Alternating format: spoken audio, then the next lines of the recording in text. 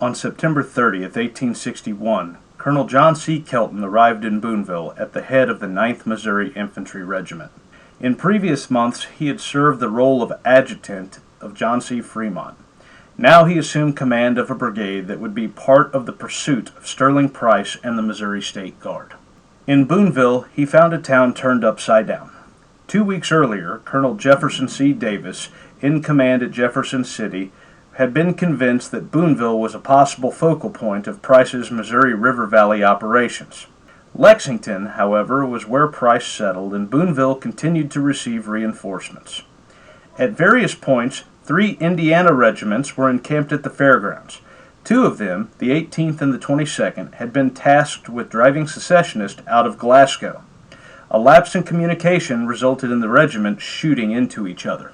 The more seriously wounded were evacuated to Jefferson City, while the remnant of those regiments, along with the 26th, prepared to move out. They departed on the 22nd of September.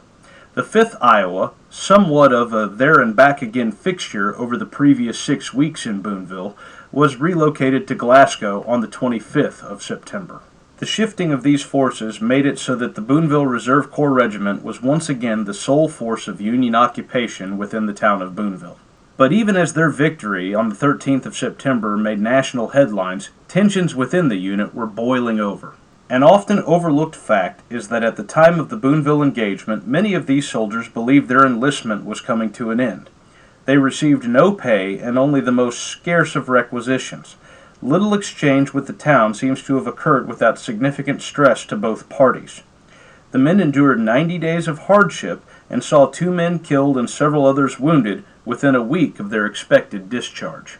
Within 3 days they again exchanged fire with secessionists at the Lamine River Bridge, and then later very probably set about enlarging the earthworks. Corporal Cyrus J. Reed, a member of the 5th Iowa Infantry Regiment, wrote a letter home to his family and also to the editor of his local paper. In that letter, he noted the condition in which he found the Home Guards on the 15th of September, a mere 2 days after their battle. He wrote, "The garrison, if such it may be called, was eating breakfast, and guns, blankets, and cartridge boxes and other articles were lying scattered about in a state of inextricable confusion.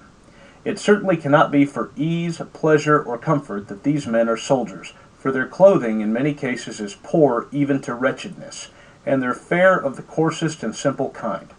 Outraged and insulted by those who were once their friends and associates, deprived of all means of earning a livelihood by toil, and with but a poor prospect of receiving pay from government or state, their situation is none of the most desirable." On the 20th of September, around 30 men sought an audience with Major Epstein, seeking release from service. The major refused to do so, at which point these 28 soldiers no longer felt honor-bound to continue their service.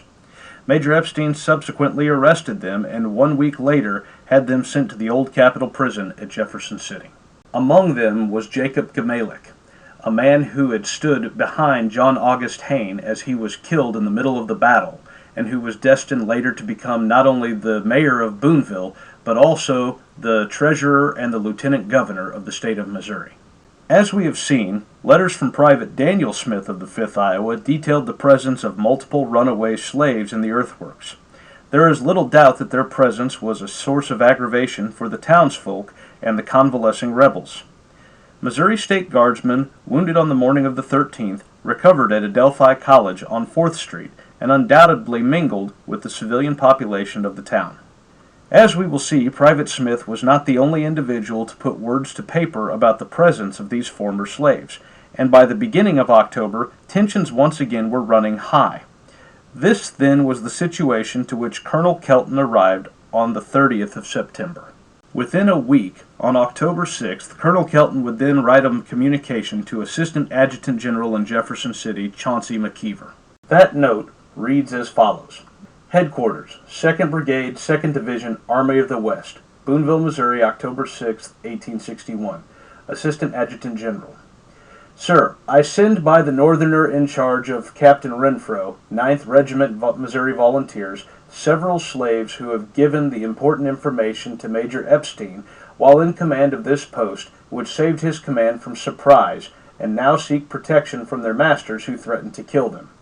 Major Epstein can not longer protect them. I therefore send them to Jefferson City where they can work on the fortifications. Very respectfully, John C. Kelton, Colonel Commanding. It is crucial to note that this is an official record. The details it contains are significant. It is proof that some escaped slaves did in fact bring information to Major Epstein and that Colonel Kelton is crediting that information, crediting them, with likely having saved the Home Guards from a surprise attack. While Kelton may be a secondary source, he had undoubtedly interviewed these individuals and very probably Joseph Epstein himself. It is also worth noting that he uses the term several. Thus, we are certainly dealing with more than a single or even two individuals. It is also important to note what this communication does not say. While it states the Home Guard can no longer provide protection for these individuals from their masters who threaten to kill them, he does not specify the name of a master, nor does he mention anything about them taking up arms. It is also worth noting that Kelton does not use the word former when he refers to the masters. There is no indication of satisfaction or gratitude on Colonel Kelton's part. The missive is short and indicates that these individuals are destined for manual labor at the Capitol. The question then becomes, what brought this turn of events? What caused Colonel Kelton to make the decision to write this letter and send these individuals to Jefferson City? Fortunately for us, there is a rather remarkable occurrence that tells this tale.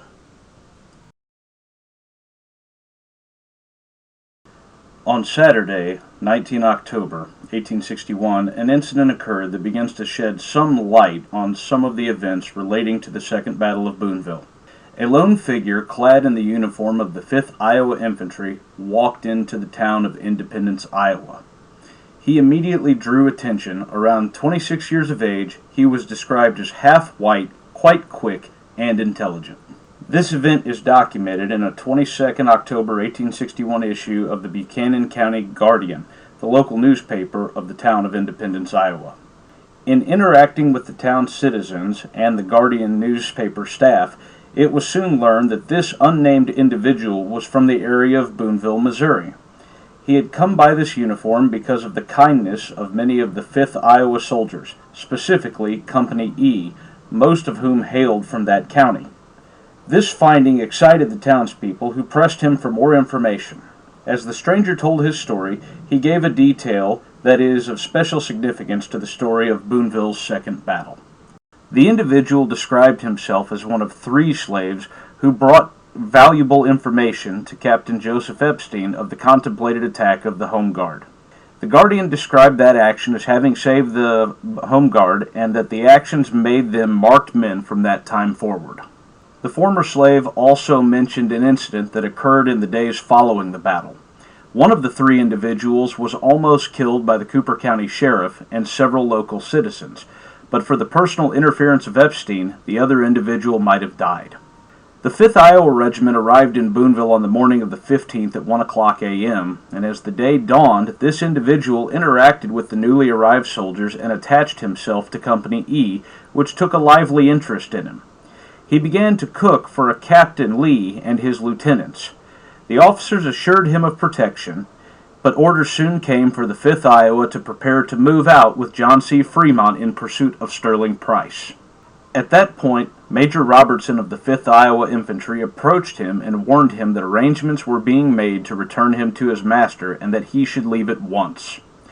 After telling his tale to the officers for whom he cooked, the senior man, Captain Lee, and members of the 5th Iowa conspired to help him out. The captain gave him a letter of introduction to his friends in the town of Independence, Iowa, and invited him to work on his farm if nothing turned up for him. Other members of the 5th gave him money and clothing, and he started down the river for St. Louis. At St. Louis, a German helped him cross the Missouri River in a skiff into Illinois, where he then journeyed on foot to Hamilton above Keokuk. At that place he boarded a steamer and found his way to Independence. He was said to have departed Boonville on the 6th of October. This extraordinary account provides a rare opportunity to possibly identify one of the individuals who brought intelligence to Major Joseph Epstein in the days before the battle. If the individual is accurate in his account, we can say that there are 3 of the contraband and runaway slaves who were present in the earthworks, and that they were part of the critical events.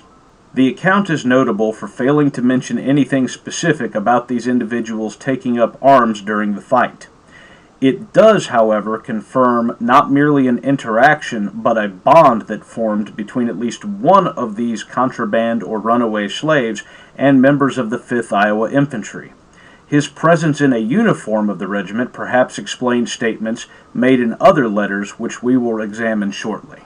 The stranger's reference at being returned to his master may reflect a miscommunication from Colonel John Kelton. We know that Kelton's notes in the official records do not reference returning any slave to a master, but rather sending them to Jefferson City to work on the fortifications there. Perhaps the man misinterpreted Colonel Kelton's intentions, or maybe the colonel altered his plans after discussing them with the man himself. Either way, the man did not wait around to find out. With the help of his newfound Iowa friends, he left Missouri for Iowa, freedom, and a new life.